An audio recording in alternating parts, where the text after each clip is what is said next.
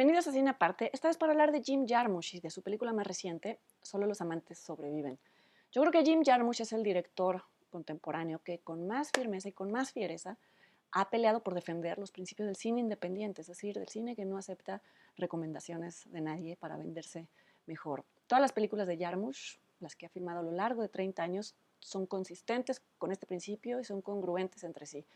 Todas tienen un manejo del tiempo muy particular, un tiempo que se demora, un tiempo que no tiene la urgencia de llegar a ninguna parte. Los diálogos tampoco se resuelven en un sentido convencional, son diálogos circulares, redundantes, lacónicos, a veces son silencios compartidos, y todo esto envuelto en un humor que también es muy particular de Jarmusch, el llamado deadpan, humor seco, que tiene que ver con el absurdo más que con la entrega de una línea o de situaciones chuscas. Y hago todo este recorrido, digo todo esto, por aquellos que quizá no estén familiarizados con las películas de este director y que se topen con un cartel de esta película o con una sinopsis breve y deduzcan que es una película de vampiros. Y sí lo es, pero creo que verla como eso antes que cualquier otra cosa es un error y es la peor forma de llegar a ella. ¿Por qué? Porque de inmediato obliga a inscribirla en una tradición que por un lado es larguísima y por otro en estos últimos 10 años ha estado saturada de series de televisión como True Blood, de la saga Twilight, que han redefinido al vampiro como alguien dinámico, moderno, que se relaciona con los demás,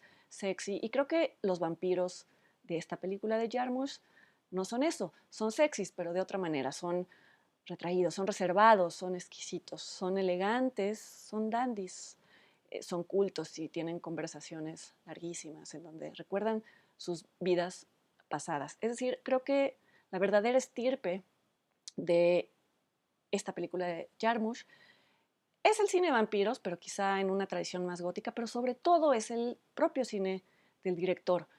Si ustedes han visto otras películas suyas, recordarán a sus otros personajes, también como solitarios, nocturnos, recorren las calles, las recorren de noche, viajan a lugares exóticos, siempre se sienten fuera de las situaciones y fuera de los grupos, y están desencantados del mundo moderno y de todo lo que consideran como una degradación.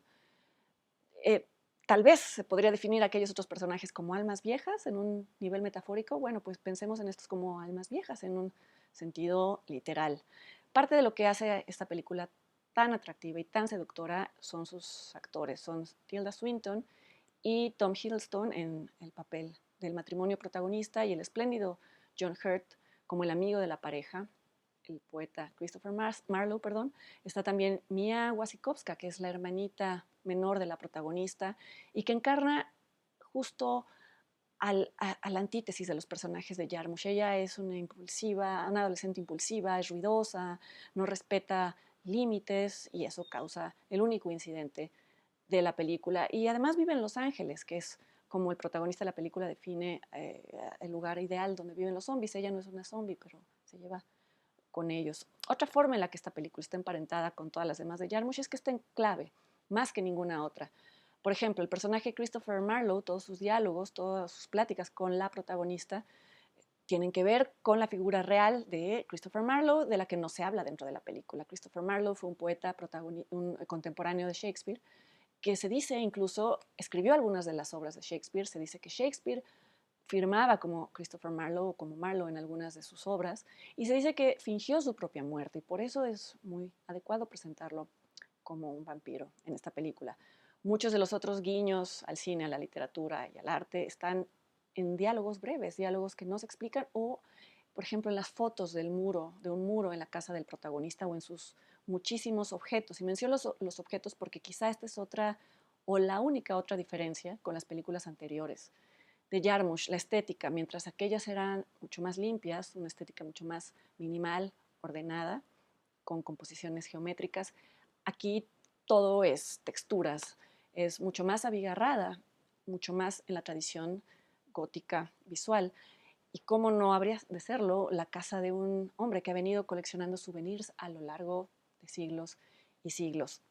Una vez Tom Waits, que es el músico que ha colaborado y actuado incluso en películas de Jarmusch, dijo que la clave para entender al director era saber que encaneció a los 15 años y que entonces era un inmigrante, un extranjero entre los demás adolescentes, y que a partir de entonces siguió siéndolo en toda su vida adulta y en otros contextos, y que de eso tratan sus películas. Yo creo que no hay mejor definición tanto de Jarmusch como de su cine, e incluso de un vampiro y de estos vampiros.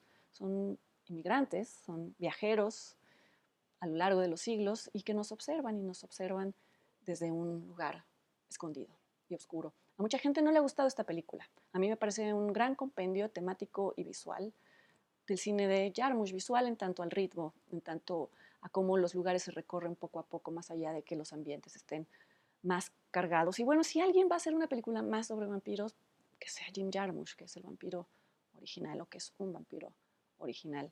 Vayan a ver la película, ojalá les guste, si no, pues cuéntenme aquí en los comentarios y yo los espero también, ojalá aquí, en una entrega más de Cine Aparte. Hasta luego.